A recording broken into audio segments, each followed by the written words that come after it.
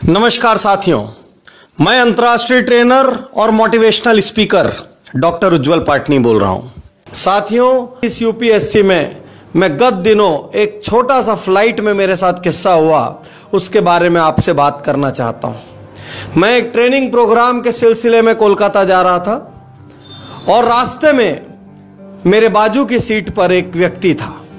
हम दोनों में बातचीत शुरू हुई। उसने मुझे बताया कि मैं यूएसए में एंटरप्रेन्योरशिप पढ़ाता हूं। मुझे लगा बड़ा इंटरेस्टिंग सा सब्जेक्ट है। मैंने उस व्यक्ति से सैकड़ों प्रश्न किए। मैंने उससे खास तौर पर यह पूछा कि भारत और यूएसए, यहां दोनों के बेसिक अपब्रिंगिंग के सिस्टम में, बेसिक लर्निंग के सिस्टम में, व्यवसाय शुरू करने के सिस्टम में क्या फर्क है। जो बातें उसने मुझसे कही, जो बातें मैं अपने अनुभव से जानता हूं, जो बातें मैं उन अमेरिकन्स के माध्यम से जानता हूं जिन्होंने मेरे ट्रेनिंग प्रोग्राम्स में पार्टिसिपेट किया, उन सब का सार मैं आपसे कहने जा रहा हूं। सबसे पहली बात यह है कि दुनिया के उस सबसे बड़े देश में, महाशक्ति में, असफल होने को उतना बुरा नहीं माना जाता। हमारे देश में कोई असफल होता है तो उस पर असफलता का लेबल लगा दिया जाता है। यह मान लिया जाता है मानो कि वो खत्म हो गया। लेकिन वहां पर असफलता प्रोसेस का एक हिस्सा है। हर व्यक्ति सफल होने के बाद अनेक बार असफल होता है और वो असफल बुढ़ापे तक होता रहता है, क्योंकि अक्सर वहां पर लोग एल्डरली एज में भी नए प्रोजेक्ट शुरू करते रहते हैं। कभी 30 की एज में, कभी 40 की एज में, कभी 50 की एज में, तो कभी 60 की एज में भी वहां पर व्यक्ति एजुकेशन लेने जाता है, नई डिग्री लेने जाता है, नई हॉबीज पैदा करता है, नई चीजें सीखता है और अपने जीवन को नए मीनिंग देता है। उसके विपरीत हमारे देश में व्यक्ति जब 30, 40 या 50 का होता है, उसके बाद यह मान लेता है कि बस मुझे जितना आता है उतना ही आता है। वो कोई नई चीज सीखने में यकीन नहीं करता। अक्सर वो नए चैलेंजेस लेने से घबराता है। अक्सर वो अपने कंफर्ट जोन में चला जाता है। वो नई टेक्नोलॉजी नहीं सीखना चाहता, वो नए सिस्टम्स नहीं सीखना चाहता, वो नए प्रोसेस नहीं सीखना चाहता। तो ये मूल फर्क है साथियों कि हमारे देश में आज भी असफलता एक अभिशाप है। आपको आपके घर वाले, आपके नियर एंड डियर, आपके समाज वाले, आपके सहकर्मी सब एक नीची नजर से देखते हैं। हमको यदि अपने देश को असाधारण तरक्की के रास्ते पर ले जाना हो, हमको यदि खुद को असाधारण तरक्की के रास्ते पर ले जाना हो, तो सबसे पहले हमको असफलता को स्वीकार करना होगा। हमको यह मानना होगा कि असफल होना हमारा जन्म सिद्ध अधिकार है।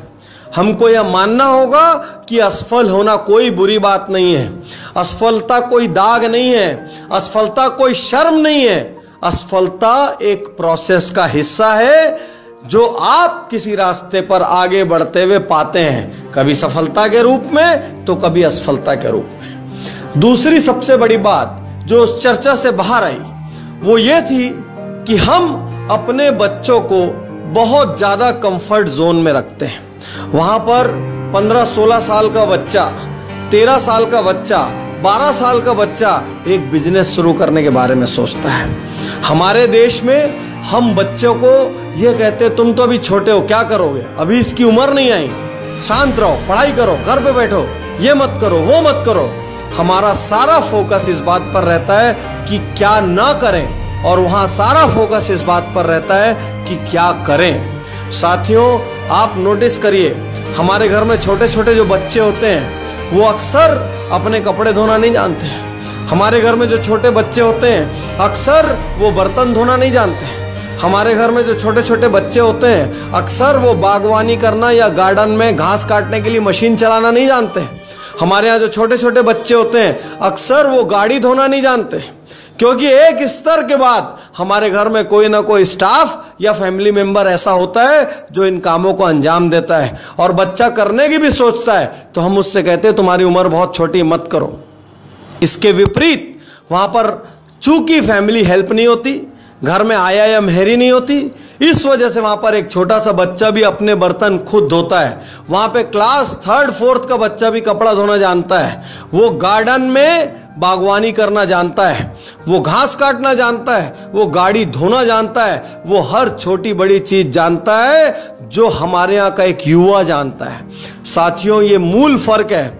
हम अपने बच्चों को कंफर्ट जोन में पैदा करते हैं, उनको कंफर्ट जोन में रखते हैं।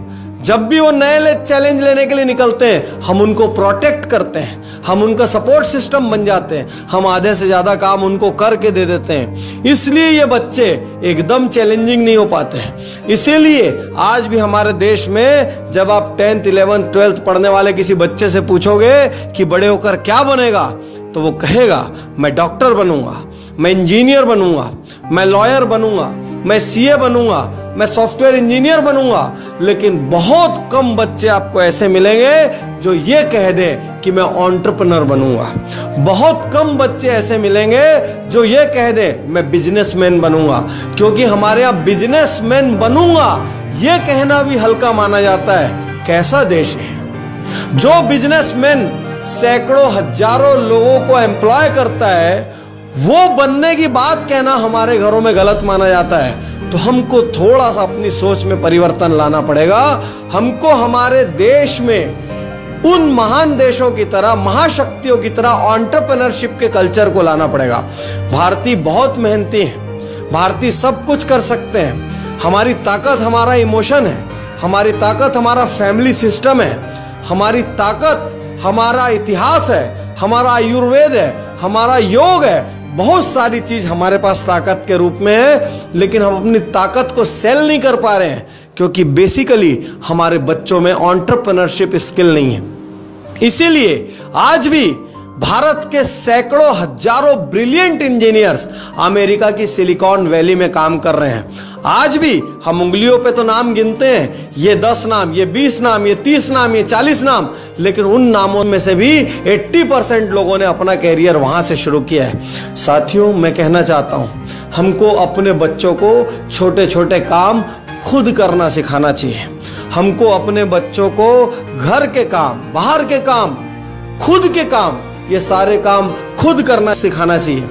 आश्चर्य की बात ये होती है, हमारे देश में क्लास 10th 11th 12th तक में भी बच्चे बैंक नहीं जाते हैं। उनको ये नहीं मालूम कि चेक कहां से कटता है, उनको ये नहीं मालूम कि डीडी कैसे बनता है, उनको ये नहीं मालूम कि एनईएफटी क्या होता है, आरटीजीएस क्या होता है, क्योंकि उनको मौका ही नहीं पड़ता।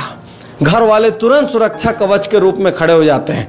मैं आपसे कहना चाहता हूं, एंटरप्रेन्योरशिप एक असाधारण गुण है।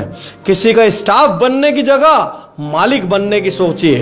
किसी का स्टाफ बनकर अच्छी सैलरी पाने की जगह सैकड़ों स्टाफ को अपने नीचे रखकर अच्छी सैलरी देने की सोचिए। तीसरी और सबसे महत्वपूर्ण बात, जो फर्क उस व्यक्ति ने मुझे बताया, वो फर्क यह है कि हमारा स्कूली शिक्षा सिस्टम लीक से बाहर सोचने की इजाजत नहीं देता। आज भी क्लास में टीचर्स उसी बच्चे को नंबर देते हैं जो टीचर के बताए हुए आंसर को हूबहू लिखता है। आज भी हमारे स्कूल और कॉलेज में प्रोफेसर्स उसी स्टूडेंट को नंबर देते हैं जो बुक में लिखे हुए आंसर्स को हूबहू लिखता है। यदि वो बच्चा जरा भी अपना दिमाग चलाता है, जरा भी आउट ऑफ द वे जाना चाहता है, जरा भी लीक से हटकर जवाब देता है, तो वो ये मानते हैं कि इसको कुछ नहीं आता। कई बार वो ईगो पे भी ले लेते हैं, कई बार वो ये सोचने लगते हैं कि ये बच्चा ज्यादा होशियार बन रहा है। साथियों, हमारे देश में लर्निंग बढ़ाई नहीं जा रही है, लर्निंग को किल किया जा रहा है। हमारे देश में क्रिएटिविटी को बढ़ाया नहीं जा रहा है। ये हमारा सड़ा गला स्कूली सिस्टम उस क्रिएटिविटी को किल कर रहा है। हमको हमारे बच्चों को लीक से हटकर उत्तर देना सिखाना चाहिए। हमको हमारे बच्चों को लीक से हटकर प्रोजेक्ट करना सिखाना चाहिए। हमको हमारे बच्चों को छोटी उम्र में पैसा क्या होता है ये सिखाना चाहिए। छोटी उम्र में पैसा कैसे अर्न किया जाता है ये सिखाना चाहिए। छोटी उम्र में अपने काम खुद कैसे किए जाता है ये सिखाना चाहिए। छोटी उम्र में बड़े सपने कैसे देखना चाहिए ये सिखाना चाहिए। आप अपने बच्चों को किसी की फोटोकॉपी मत बनाइए, उनको ओरिजिनल रखिए, उनको सिखाइए कोई भी काम बड़ा या छोटा नहीं होता, कोई भी काम बुरा या भला नहीं होता। दुनिया में किसी कंपनी का जीएम बनने का सपना, एजीएम बनने का सपना, डीजीएम बनने का सपना देखने के साथ साथ बच्चे को किसी कंपनी का मालिक बनने का सपना भी देखना सिखाइए, तब जाकर हमारा देश एक महाशक्ति बनेगा। मैं कहना चाहता हूं, हमको हमारे घरों से इस सोच में परिवर्तन लाना होगा। अपने बच्चों को कंफर्ट जोन से बाहर निकालना होगा, खुद को कंफर्ट जोन से बाहर निकालना होगा, खुद भी जिम्मेदारी लेनी पड़ेगी, उन पर भी जिम्मेदारी देनी पड़ेगी। तब हमारे देश से भी बड़ी कंपनियां निकलेगी, एमएनसीज निकलेंगी, जो दुनिया के कोने कोने तक पहुंचेगी और दुनिया पर राज करेगी। लेकिन इस राज करने की शुरुआत हमारे अपने घर से होगी। मैं चाहता हूं, मैंने जो भी कहा, आप पहले 2-4 दिन अपने घर में अपने आसपास ऑब्जर्व करें और उसके बाद मेरी बात वाजिब लगे तो उस पर अमल करें। हमारे देश में महाशक्ति बनने के लिए सब कुछ है, बस हम सबको मन के भीतर से मालिक बनना है, यह संकल्प पैदा करना होगा।